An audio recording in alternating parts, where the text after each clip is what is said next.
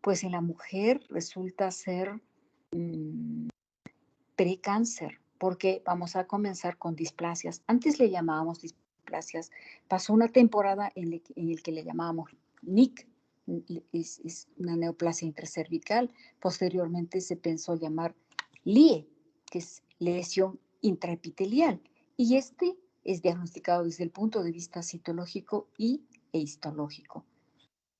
Ahora sí la computadora se está componiendo.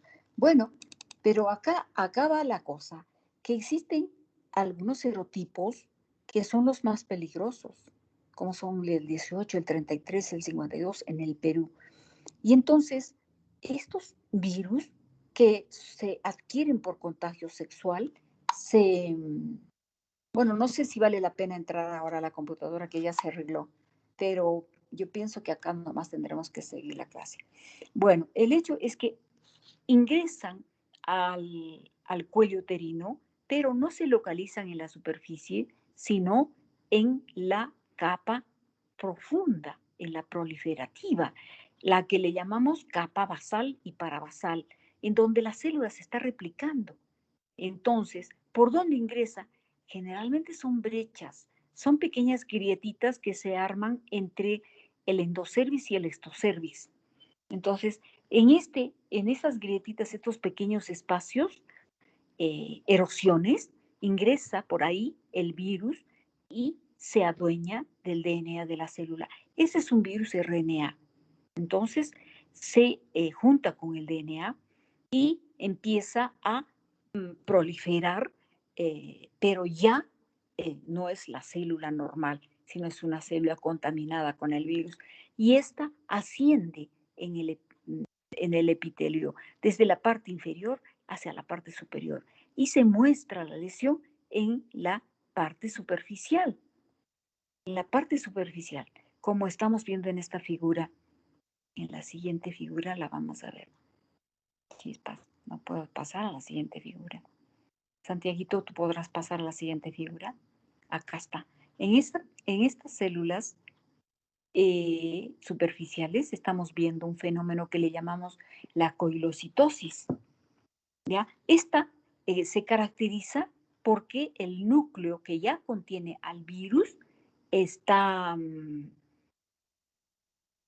eh,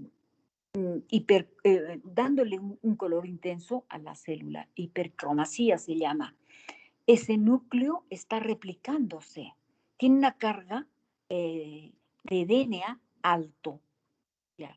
Eso lo hace ver negro, muy negro, por un lado, y por el otro lado los bordes de este núcleo son mellados, irregulares, parece un pocorcito.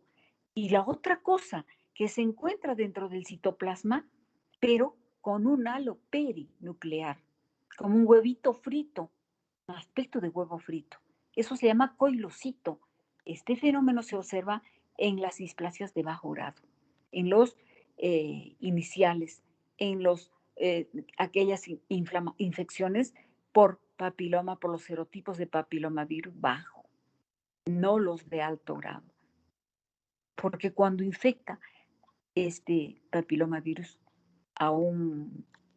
cuando infecta con un virus de alto grado, la siguiente diapositiva, por favor. Entonces, acá también vemos todavía bajo grado, pero en las siguientes vamos a ver de alto grado. ¿Eso qué quiere decir? Que esto todavía es bajo grado. Fíjense los coilocitos, la proliferación con mitosis incrementada es una displasia leve, pero cuando viene la severa, que ya es por un serotipo de alto grado, entonces vamos a observar esto. Ya no se ven los coilocitos. Ahí nomás ya no nos movemos. Eh, ya no se ven los cuelocitos. ¿Y qué es lo que vemos? Una capa proliferativa bastante alta y todo el espesor del epitelio ocupado por estas células proliferantes. ¿Mm? Eso se llama ligue de alto grado y puede ser de dos tipos, moderado o severo. El severo ya es colindante con el carcinoma in situ. Ya, ustedes están viendo, ya están disminuyendo los coilocitos y la capa inferior, la mitad de la capa inferior es proliferativa. O sea, todas estas células se están replicando y todas las células están infectadas. En la siguiente diapositiva ya se logra ver que todo el espesor del epitelio está con el virus. Ya no hay maduración, ya todas las células son negritas, todas las células tienen un citoplasma negrito. ¿Cómo hacemos? ¿Podemos pasar a la siguiente diapositiva, porfis? Ya, a ver, pero ahí está. Esta es la parte del epitelio que les quería mostrar. Esto es un LIE de alto grado, ya colindante con un carcinoma in situ. Acá vemos la capa inferior, o sea, la proliferativa, que ya no está solo ahí, está proliferando todo el espesor. Y otra cosa, los núcleos son atípicos, unos más grandes que otros, otros ovalados y otros redondeados, otros triangulares. Y observándolos así a mayor aumento, los núcleos no son lisos. La membrana nuclear no es lisa, es irregular. Miren ustedes acá, membrana nuclear irregular. A ratos parece que estuviéramos viendo un pocor, así de irregular. Cuando vamos al cine y nos compramos para estar ahí mirando la película, el pocor, así se parece. El núcleo es de membrana irregular. Y la otra cosa que se nos recomienda a los patólogos es cuadrantear este núcleo. Lo partimos en 4 cuadrantitos y la cromatina de un cuadrante tiene que ser igual al del otro cuadrante. Acá no es así. Un cuadrante tiene más cromatina que el otro. Y eso hace ver que ya está infectada la célula, que esto es una displasia, que este es yendo a un carcinoma. Entonces, esta es la capa basal. Estamos viendo así en celulitas paralelas. Esa es la capa basal y la parabasal. Y estamos viendo que todas las células, hasta la parte superficial, se parecen a la basal y la parabasal. Eso hace ver la falla de la maduración. Estas células ya no maduraron, solo están proliferando, creciendo, y lo único que le interesa a este virus es contaminar, es llegar a lo máximo, invadir.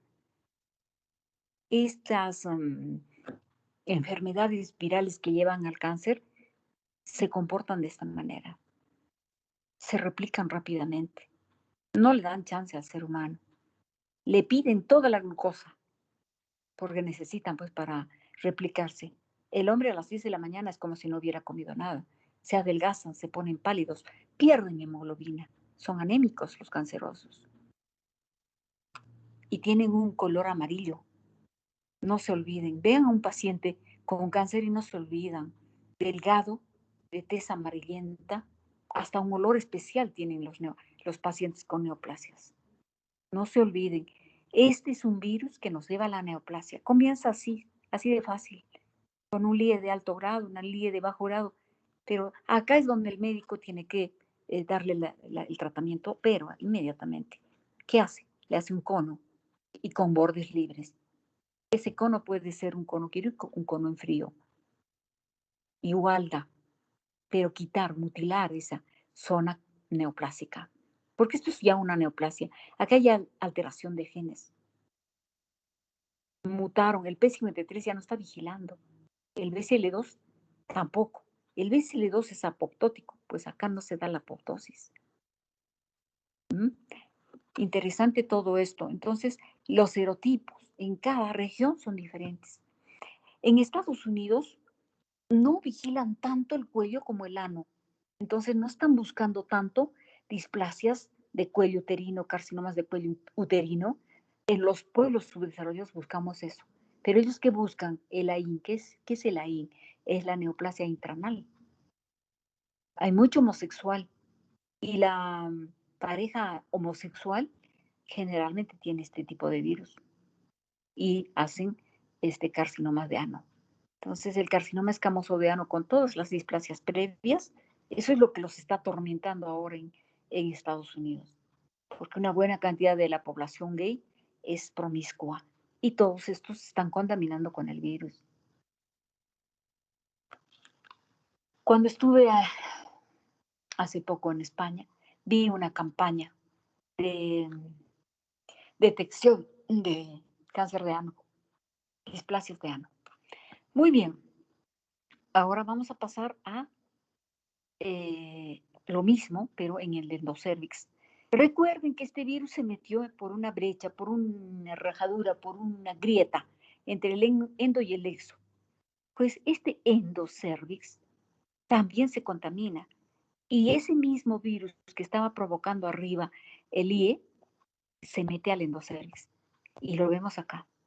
El endocervix en esta diapositiva. No la muevas, por favor. Esa hay que verla. Vemos cómo estas glándulas endocervicales están repletas de esta celularidad atípica, ¿no? Que contaminó primero al exocervix y luego se metió al endocervix. Y eso es común. Y entonces los patólogos decimos IE de alto grado con extensión cervical. Entonces es importante informar eso para que cuando le saquen el cono, saquen una buena cantidad, ¿no? Con endocervix, etc. Muy bien, vamos al siguiente tema entonces ahora. Hemos visto cuello uterino y la enfermedad más prevalente, porque además en el cuello, ahí está. Vamos a ver la citología. En el Perú es lo que estamos haciendo, screening. Pero este screening, hace tantos años que hacemos el screening, el estudio del Papa Nicolau, que es el frotis endocervical, exocervical y endocervical. Antes lo hacíamos con una espátula y era un embrollo. Lo debemos hacer, después lo hicimos con un hisopo. Tampoco. Ahora lo estamos haciendo con un citocepillo. El citocepillo lo introducimos por el exocervix al canal endocervical y giramos tratando de tomar la mayor cantidad de muestra. Entonces, una buena muestra de cuello uterino, de un frotis, tiene que tener células exocervicales, pero también endocervicales. Acá solo veo exocervicales, de repente en otro campo voy a ver endocervicales para decir que es una buena muestra. ¿Y qué es lo que busco acá? Primero, si me están hablando de una pareja o de una persona relativamente joven, voy a buscar una displasia leve. Y entonces busco el coilocito, que ya lo conocemos. Y acá en este campo no lo veo. En el otro campo busco también. Y si no encuentro el coilocito, y la siguiente diapositiva, y puedo encontrar unos grupos celulares, porque generalmente salen en grupos, se esfolian en grupos, no en forma individual, puedo encontrar IES de alto grado. La siguiente diapositiva, por favor. Acá está. Dale, hasta ahí nomás. Muchas gracias. Entonces veo este grupo de células que son exocervicales. Algunas tienen metaplasia escamosa, quiere decir que originalmente eran endocervicales y luego empezaron a funcionar como exocervicales. Eso se llama metaplasia escamosa. Pero lo interesante acá es que estas células tienen un núcleo hipercromático, por demás hipercromático. Todo este grupo es como una chapita de células que tienen núcleos hipercromáticos y si los vemos comparados unos con los otros, vemos que son de formas diferentes. Uno, dos, vemos que en su mayoría son hipercromáticos, muy oscuros, mucha cromatina. Hipercromacia no quiere decir oscuridad, quiere decir mucha cromatina. ¿Quién tiene mucha cromatina? La célula maligna, la célula displásica. Esa tiene mucha cromatina. Entonces, este grupo tiene eso. Y cuando lo veo así, tengo que decir que es una displasia de alto grado, sin lugar a duda. Generalmente son mujeres que van entre los 30 y 40 años. Las más jóvenes, LIES de bajo grado. Y por encima de los 40 y tantos, hay que pensar en cáncer. La mayoría de pacientes con cáncer tienen entre 40 y tantos a 50. Acá con mayor aumento.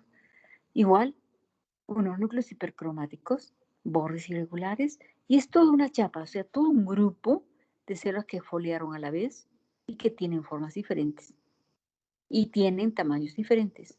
Y si comparamos los pesos moleculares, también. Entonces, es bastante bien complicado llegar a este punto. Yo recuerdo haber visto un caso de una señora que le diagnostiqué así un tipo de displasia. La señora estaba muy enfadada, muy molesta y me dijo, esto es por contagio, doctora. Y yo le dije, bueno, se sabe por teoría que es contagio sexual. Fíjese, doctora, yo nunca tuve relaciones sexuales con ningún hombre, excepto con mi marido. Tenemos de casados tantos años, eran muchos. Y resulta que a estas alturas de mi vida vengo a tener esta displasia. ¿Eso qué me hace ver, doctora? No lo tuve antes. Entonces mi marido me es infiel. Menudo lío. ¿Yo qué le podía decir? Entonces, bueno, yo le digo, señora, yo primero que nada pensaría en la enfermedad y segundo en hacer un problema, porque yo no puedo decirle nada al respecto. Ustedes manejan sus asuntos, arréglenlos, pero lo que sí, usted tiene que tomar asunto o tiene que tomar cartas acá. Y si es una displasia de alto grado, pues tiene que tomar una decisión y hacerse un cono, lo que fuera. El médico se lo va a decir. Después vino con el cono, también le diagnostiqué yo, ratifiqué mi primer diagnóstico y la señora me anunció que estaba divorciándose. Qué lástima, señora, y me dio un problema, otro problema más. Procure que el primer problema pase para tomar cartas con el segundo problema, le dije. No, me dijo, a mí no me gusta esto, todo de una vez, porque ya me harté. Esto no es una casualidad y esto va por mal camino. Bueno, ya son decisiones personales. Muy bien, entonces les estoy diciendo lo siguiente, que en el Perú tenemos este tipo de prueba hace mucho, sin embargo, hemos avanzado muy poco, porque hasta ahora la mujer muere de cáncer de cuello uterino y eso era el primer lugar de causa de muerte. Hasta hace poco que la mama lo superó y ahora el cuello uterino ocupa el segundo lugar. Sé que no se ha ido, no ha desaparecido, sin embargo, dale con el screening. Seguimos haciendo el screening. Hay una falla. O tomamos mal la muestra, o malinterpretamos, o no se toman las decisiones debidas y oportunas. Y entonces estamos dando vueltas. Realmente, mi marido murió con cáncer de laringe. Y él me dijo, y cáncer, él era cancerólogo y me dijo, el cáncer es una enfermedad viral y es cuestión de tiempo para demostrarse. Bueno, era su opinión. Y me dijo, una vez que el virus entra, no se sale, no se va nunca. Y una vez que se inicia el cáncer, tampoco. Ahí no para. No para porque la célula se va a quedar quiescente por un tiempo, pero luego va a volver por su presa. Le juró matarlo a este hombre y lo va a cumplir.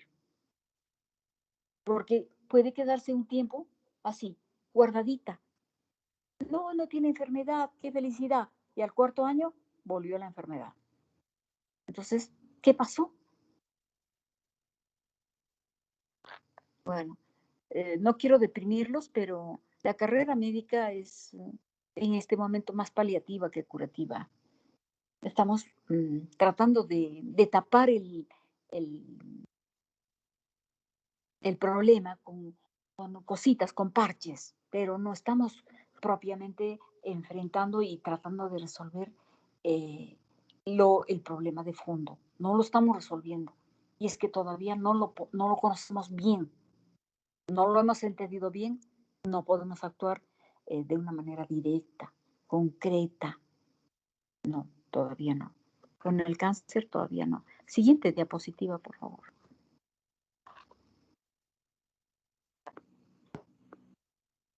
Otra vez, estos cuellos con displasia, esta es una citología que muestra una sola célula, pero con un núcleo muy hipercromático. Y si hacemos, cuadranteamos este núcleo, pues vamos a encontrar que la cromatina de un cuadrante no se parece a la del otro cuadrante y así. Entonces es una displasia de alto grado.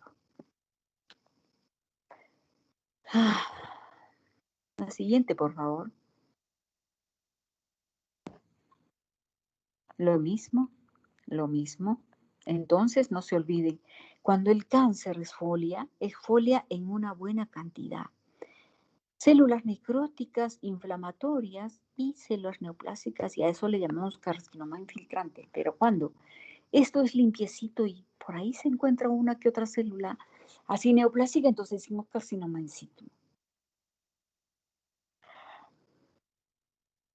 Ya sabemos que todo viene del papilomavirus humano. Siguiente, por favor. Igual, la misma cosa. Seguimos viendo esta, esta displasia de alto grado, probablemente acá ya es un cáncer. Hay mucha célula típica, mucha célula gigante, mucha célula hipercromática. Está, por ejemplo, muy deforme, células con mucha carga eh, cromatínica. Siguiente, por favor. Igual, igual, ese grupo celular, fíjense, un grupo que ha foliado de esta manera. Esto yo le llamaría un carcinoma, y un carcinoma infiltrante, porque está acompañada de bastante polimorfo y detrito celular. Carcinoma in situ, o más que in situ, infiltrante. Acá vemos como un renacuajito. Células con sus eh, citoplasmas alargados y necrosis. Necrosis. A ver, una más. ¿Qué pasó? Ay, se nos fue.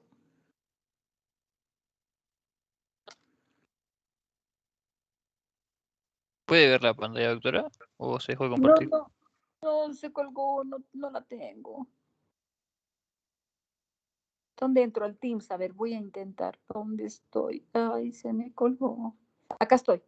Ya, ya, volví. Bendito Dios, Santiaguito, gracias. La siguiente diapositiva, Santiaguito, porfis. Ya está. Ahora vamos a ver patología de endometrio y de endocervix. Bueno, hemos visto algo de endocervix. Ahora vamos a ver endometrio. En el endometrio no nos olvidemos que la fisiología del endometrio nos hace ver un ciclo compuesto por dos momentos o dos fases. La primera hasta el día 14 en que se ovula y la primera por influjo hormonal estrogénico se va a llamar proliferativa y la segunda se va a llamar secretora. Es la proliferativa, las glándulas van a proliferar, vamos a tener un epitelio pseudoestratificado con un estroma muy, muy celular y en la segunda parte, al momento del día 14, vamos a tener un endometrio secretor con vacuolas y en el estroma vamos a tener edema, vasitos, hiperplasia de los vasitos, de las arteriolas espirales. Pero este endometrio cuando crece más de la cuenta, es decir, debería de ocupar solo un tercio de todo, porque de los dos tercios lo ocupan el estroma. ¿Ya? Un tercio nada más de glándulas, eso es lo normal. Pero si nos pasamos de ese tercio, se llama hiperplasia. ¿Y cuándo da la hiperplasia? Generalmente señoras perimenopáusicas. Generalmente después de un tratamiento con tamoxifeno por cáncer de mama. Generalmente después de tratamientos hormonales. Entonces, cuidadito, cuidadito. Al llegar a la perimenopausia, no estar las señoras con el que se me envejece el rostro, que me siento cansada, que mejor hormonita. Estas hormonitas nos llevan a estas situaciones, a las hiperplasias de endometrio, a las hiperplasias de mama, a los carcinomas de mama. Entonces, todo lo que salga de la fisiología normal nos va a llevar, nos va a llevar, está bien dicho, a una patología. Entonces, vamos a hablar de la hiperplasia del endometrio, cuando las glándulas ocupan más del tercio del espacio que les corresponde. Entonces, poco estroma, mucha glándula. La siguiente, por favor, obviamente es en la etapa proli. Este es, por ejemplo, un endometrio secretor, pero esto ya podría ser un endometrio hiperplásico. Eventualmente y ocasionalmente, raramente, va a haber una hiperplasia en la etapa secretora. En su mayoría son proliferativas. Acá, ¿qué es lo que tenemos acá? Una pseudoestratificación. Normalmente es una sola hilera de epitelio columnar. Puede haber secreción en la etapa secretora, sobre todo a partir del día 20. ¿Ya? Pero acá, ¿qué es lo que tengo? Tengo una pseudoestratificación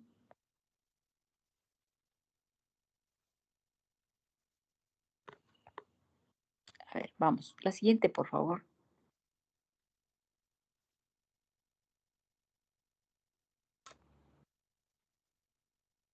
Ya.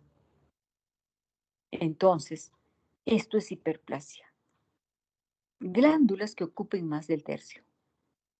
En segundo lugar, esto da lugar a sangrados. Tercer lugar, cuando vemos el endometrio, lo vemos de esta manera. Parece una glándula proliferativa, pero está ocupando más allá del espacio que le corresponde. Actualmente se dice hiperplasia típica y atípica. En este caso, podríamos llamarle simplemente típica. Antes le llamábamos quística, que es o simple, hiperplasia simple. Habían otras dos, que era la compleja y la adenomatosa. Y la llamamos así porque presentaban el fenómeno del telescopaje. Actualmente es la típica.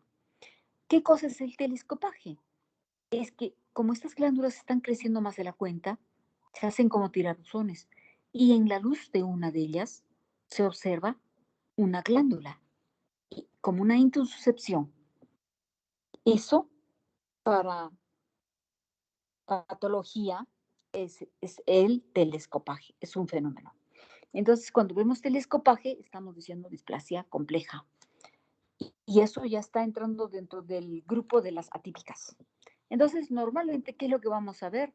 Un endometrio o secretor proliferativo. Pero cuando vemos esto, un endometrio proliferativo muy suculento, con este tipo de glándulas aserradas, porque ya no caben, y con telescopajes, decimos hiperplasia.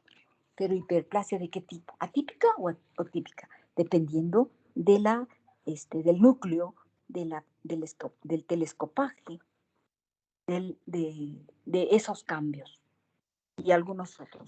Entonces, en eso consiste la hiperplasia. Esto da lugar a la hemorragia disfuncional. Pero la hemorragia disfuncional no solo se da por hiperplasia, la siguiente, por favor.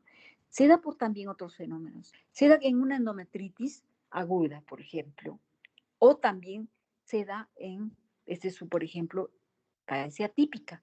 Eso es una hiperplasia que tiene unos núcleos que preocupan, muy hipercromáticos, muy en desorden, ¿no? Entonces, podría ser una hiperplasia endometrial atípica. Entonces, decíamos que, la siguiente, por favor, que sangrados no solo dan hasta ahí nada más, hasta ahí nada más. Entonces, sangrados no dan solamente las hiperplasias, también pueden dar ese tipo de endometrios que han sufrido cambios en su histología debido a que han recibido hormonas. Esas hormonas pueden ser endógenas o exógenas.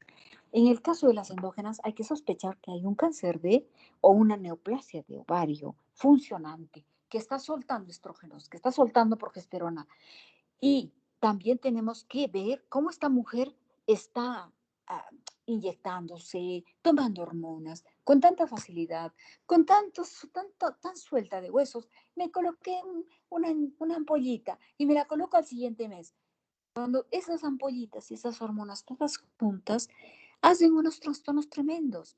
Las castran a las mujeres, las vuelven incapaces de producir óvulos.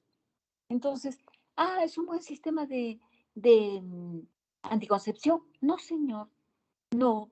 El sistema de anticoncepción mejor es aquel en el que la mujer dice, yo menstruo tales días ovulo, y yo voy a esperar a que este mes tener vida sexual con mi marido en los días en que no esté ovulando, ni en los periodos preovulatorios, ni en los posovulatorios.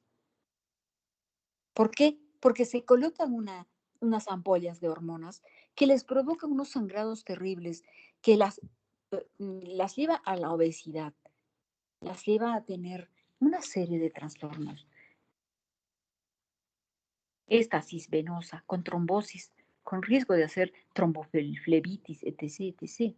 Entonces, las hemorragias uterinas pueden ser también por esta eh, presencia de progestágenos endógenos o exógenos. ¿ya? Y esto va a observarse en el endometrio. Acá hay poca glándula, pero el estroma presenta una pseudodesidualización. La decidua es un componente de la gestación, porque acá hay, la decidua hay influjo de la gonadotrofina coriónica. Igual, algo parecido está pasando en este estroma. ¿Por qué? Porque la señora se puso su ampollita para evitar hijos, que es el peor sistema que puede tener. Muy bien, entonces cuando veamos este tipo de endometriosis vamos a decir que es por influjo hormonal. Eso se llama hemorragia uterina disfuncional por causa de administración hormonal. Perdón. Muy bien. Siguiente, por favor.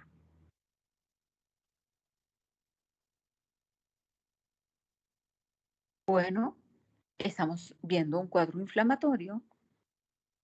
Cuando este tiene polimorfonucleares va a ser una endometritis aguda, pero cuando tiene linfocitos y célula plasmática va a ser una endometritis crónica. Pero hay de las imbricaciones que estando de aguda empieza a evolucionar a crónica o estando de crónica se reagudiza. Todas esas cosas que hay que saberlas interpretar. Siguiente, por favor.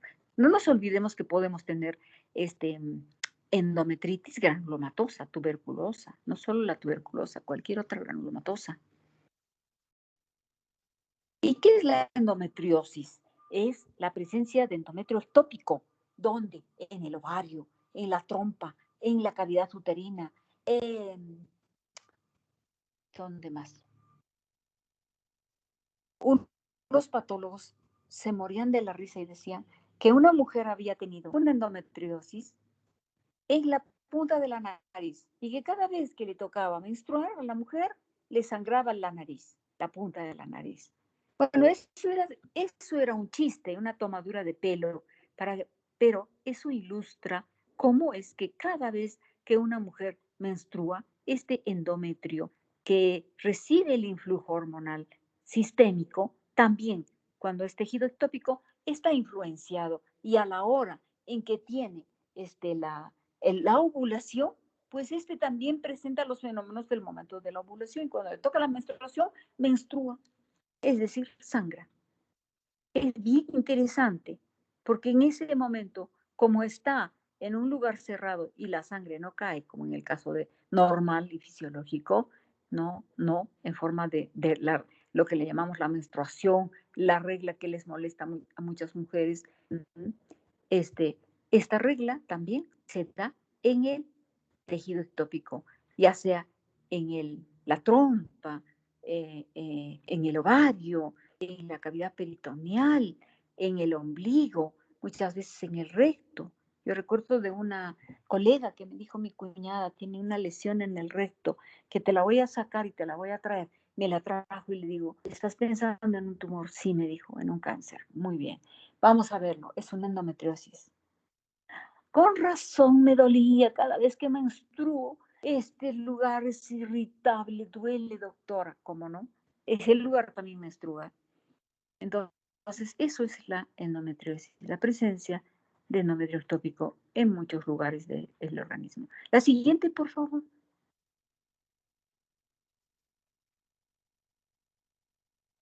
Bien. Este es un ovario y tiene un cuerpo albicans. Siguiente. Lo mismo. Pero en el ovario estamos viendo esta masita roja hemorrágica de endometrio. O sea que esto es una endometriosis ovárica. Y miren ustedes cómo han sangrado. Cada vez que menstruamos, esto también sangra. ¿Y qué pasa con esta sangre que no sale? Se deposita dentro de macrófagos, a los que les llamamos macrófagos con hemosiderosis, hemosiderina. Después de cada sangrado, pues esta sangre se metaboliza, se cataboliza y termina siendo hemosiderina. Y eso duele y duele y duele. Siguiente, por favor. Esas pobres mujeres son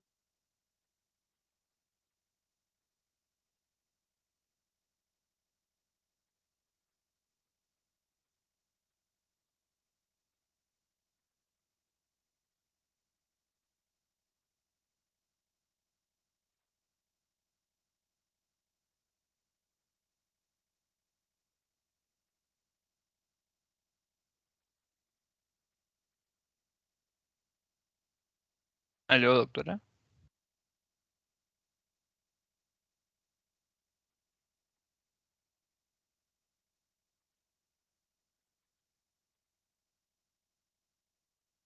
Creo que se cortó.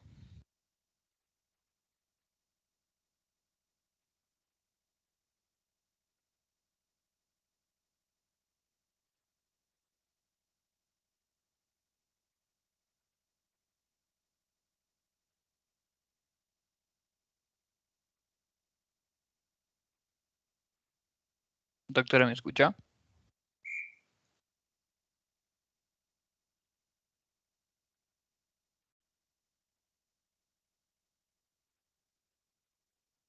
¿Me están escuchando, jóvenes?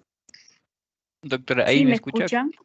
Se cortó. Sí, se cortó, sí. Y me preguntaba y me decía que mandara una opinión de lo que estaba pasando, Dios. Entonces vamos a ver tumores de ovario. En el ovario tenemos varios tipos de tumores, desde aquellos que son epiteliales, los estromales, los germinales, los de los cordones sexuales.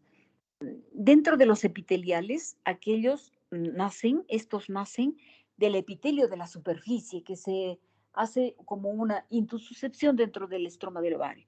Entonces tenemos los quistes. Estos son serosos o mucinosos.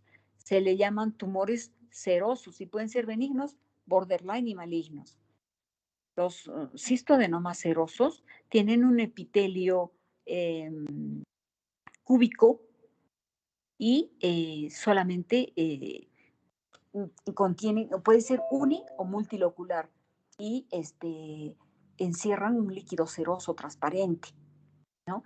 Ese es benigno, pero existen aquellos que proliferan en forma de papilitas. La siguiente, por favor. Entonces, ya esto está en una etapa de borderline, porque ya hay atipia. Siguiente, por favor.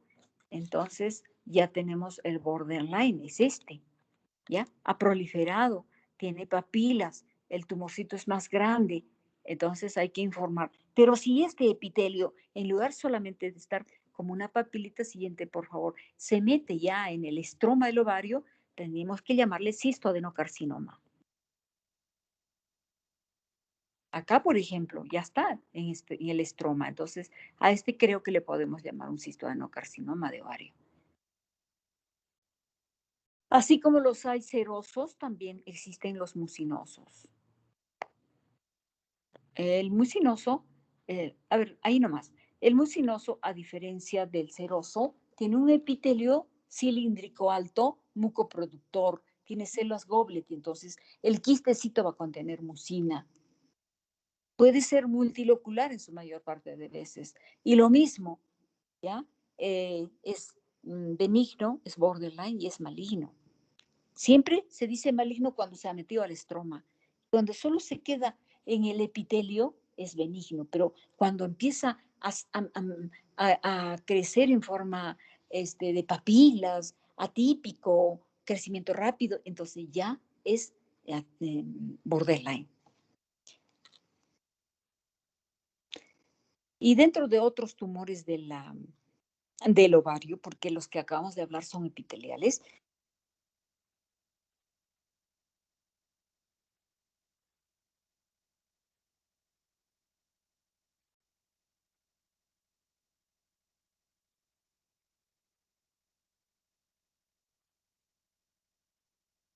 Se volvió a cortar, ¿no? Sí, se salió la doctora.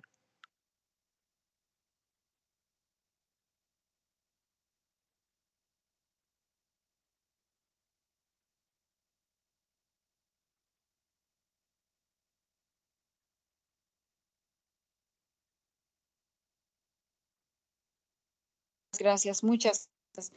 Te digo que yo sufro cada vez que se cuelga. Entonces vamos a hablar del adenocarcinoma de células claras, que es otro tipo de tumor, ya no es epitelial.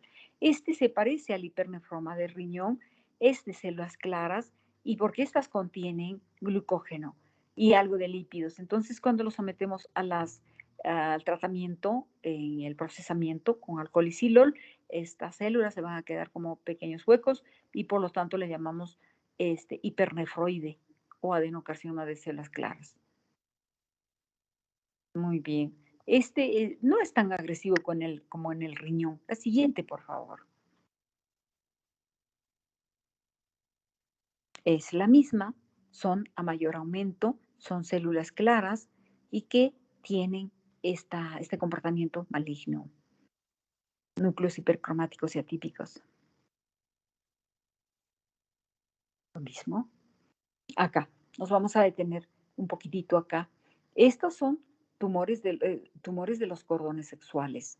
Entonces, dentro de este grupo, no son, sí, cordones sexuales, déjame ver, o son germinales. No, me parece que son de los cordones sexuales porque estos van a fabricar hormonas y vamos a reconocer a un tumor exclusivo de Leydig, otro Sertoli exclusivo, y hay unos Sertoli Leydig. Y entonces estos son funcionantes. Pueden estar fabricando o hormonas femeninas o hormonas masculinas. Y entonces la paciente va a tener masculinización. Y esa es la parte que la lleva a la consulta. Dice, he cambiado de voz. Es más, tengo un clítoris grande, ya aparece un pene. Entonces es un tumor. Y es que está fabricando hormonas masculinizantes. Y entonces, cuando lo vemos en la histología, vamos a encontrar dos tipos de células. La siguiente, por favor, antes de que se nos corte. Y las de Sertoli y las de Leydig. Las de Sertoli son estas, son más rosaditas, citoplasma eosinófilo, más grandecitas. En cambio, las de Leydig, esas son las Leydig, las damitas, grandecitas y citoplasma rosadito. En cambio, estas son Sertoli, son más pequeñas y el citoplasma no tiene ese color rosadito. ¿Ya? Este es Leydig y Sertoli. Entonces, este es un tumor mixto Leydig-Sertoli, pero puede haber un puro Sertoli y un puro Leydig. Y son funcionantes. La siguiente, por favor. Es lo mismo, Sertoli Leydig. Las Leydig son las rosaditas con citoplasma rosadito y las Sertoli son estas otras oscuras más pequeñas. Siguiente. Muy bien, acá vamos a ver, este es un teratoma y vamos a ver que los teratomas son un grupo de tumores que pertenecen a los germinales, nacen de las células primitivas que tiene el ovario. Entonces, tenemos teratoma benigno, teratoma maligno, teratoma maduro, teratoma inmaduro. El teratoma maduro es aquel que tiene todos los tejidos o muchos tejidos dependientes de las 3 hojas blastodérmicas. Dependiente del neuroectodermo, vamos a tener tejido nervioso. Dependiente del endodermo, vamos a tener todo lo que es el glandular, todas las glándulas. Dependiente o que nace en el mesodermo, vamos a tener el músculo, cartílago y hueso. Entonces, estos tumores, cuando los abrimos, encontramos pelo, grasa, dientes y piel. Miren ustedes, al corte es toda una piel. Acá la epidermis, la dermis y debajo glándulas, pelos. ¿Y qué son? Glándulas sebáceas. O sea, todo es una piel. Siguiente, por favor, es y una piel madura. Acá vemos y ¿qué tenemos? Cartílago. En la de arribita tenemos hueso. Y en la de abajo tenemos cartílago. Entonces, tiene todos los tejidos. Pero, ¿cómo lo calificamos entonces? Teratoma maduro y benigno cuando tiene todos sus tejidos, dependientes de esas 3 hojas blastodérmicas, maduritos, sin atipia. Pero si lo tuviéramos con mucho tejido neonervioso, siguiente, por favor, porque depende del componente del tejido, del tejido nervioso para poder decir si esto es inmaduro. El tejido nervioso le da esa característica, lo sella. Yo estoy presente acá, tienes que decir inmaduro. Muy bien. Inmaduro y atípico. Por lo tanto, tirando a maligno. Entonces, cuanto más inmaduro es el teratoma, cuanto más inmaduro es más atípico. Y por lo tanto, cuidadito, hay riesgo. Este tumor puede recurrir, puede convertirse en un cáncer. ¿Ya? Entonces, teratoma maduro e inmaduro. Teratoma benigno, teratoma maligno. Dependiente de qué, del tejido nervioso y de la atipia, obviamente. Acá pon tejido nervioso atípico. Siguiente, por favor. Porque no tiene la pinta de ser maduro ese tejido nervioso. Peor acá. Esto solo se ve en el neuroepitelio inmaduro. Estas células no se ven en el tejido nervioso maduro. Entonces, este es totalmente inmaduro y todo es germinal, obviamente, pero que tiene como componente tejido nervioso inmaduro. Entonces, fácilmente puede hacer una neoplasia maligna. Siguiente, por favor. En este momento solo le vamos a llamar teratoma inmaduro, pero en el futuro podemos tener ahí una neoplasia maligna del epitelio, digo, del neurotejido nervioso. Muy bien, este es cartílago inmaduro, como de un feto, como de un embrión. Entonces ya es suficiente para poderlo calificar como maligno, atípico, más que maligno. Acá igual. Cartílago inmaduro. Siguiente, por favor.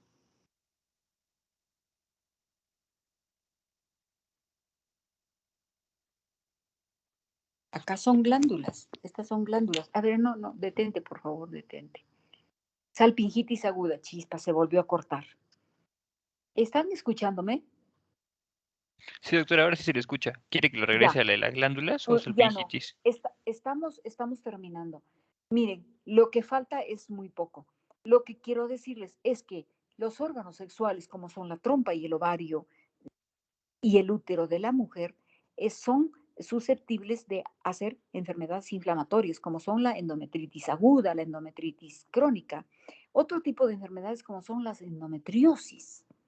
Otro tipo de enfermedades como son las hiperplasias, que son premalignas, porque van a terminar en un carcinoma.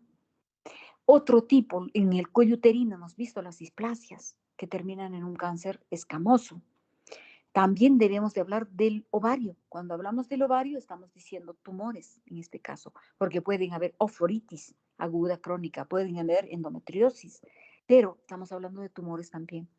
Entonces, ya hemos visto todos los tumores que pueden haber, o bueno, una buena cantidad de tumores que pueden haber. Y la trompa. La trompa en su mayoría no tiene tumor. La mayor parte de problemas de patología que tiene la trompa es inflamatoria e infecciosa. Ejemplo, la salpingitis aguda crónica. Ejemplo, el embarazo ectópico. Cuando nos mandan una trompa es por esas razones, nada más. O hecho una salpingitis porque hubo una endometriosis mal curada, o está embarazada y el embarazo se fue a la trompa. Eso se llama embarazo ectópico tubárico.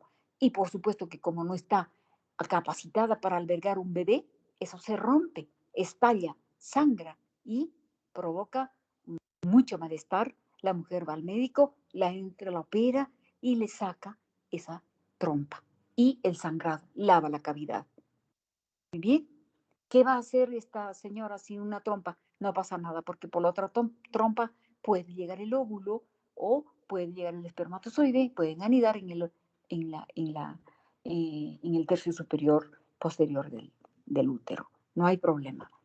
Pero esa es la patología más frecuente de la trompa. Entonces ustedes vean esa lámina y vean cómo es la inflamación, el fenómeno inflamatorio que está constituido por polimorfos para que sea aguda, por linfocitos y célula plasmática para que sea crónica, está ahí, alrededor del epitelio, porque cuando está alrededor de la trompa se llama perisalpingitis, para decir salpingitis, para decir en forma bien clara y contundente, tiene que estar allí, cerca del epitelio. Es un proceso inflamatorio, nada más. Muy bien, jóvenes. Ha sido una clase algo accidental, pero yo estoy segura que ustedes lo van a repasar. Son muy buenos alumnos. He logrado hacer la clase a pesar de todas las dificultades. Les agradezco por toda su colaboración, Santiago y compañía, los otros muchachos que son muy lindos. De verdad, me siento muy acariciada por vuestras actitudes, muy gentiles son, y yo no puedo dejar de decirles gracias. Me siento contenta cuando estoy con ustedes y siempre estoy confiada en sus buenas acciones, en sus buenas acciones. No se olviden, la buena acción dignifica al hombre, ¿no? Lo hace un hombre bueno. Hablen con la verdad, miren a las personas con amor, no las miren con envidia, nunca. Hay muchas gentes que pueden ser mucho más bonitas que nosotros, mucho más adineradas, mucho más inteligentes, y hay que aceptarlo, sin tener cólera de eso. Muy bien, me despido con un fuerte abrazo, jóvenes. Los quiero mucho. Muchas gracias a usted, doctora. Otro abrazo. Cuídese mucho usted también. Muchas Muchas gracias. gracias, doctor. Hasta luego. Muchas gracias, Muchas bonita. gracias, doctora. Muchas gracias, hasta luego. Hasta luego con todos.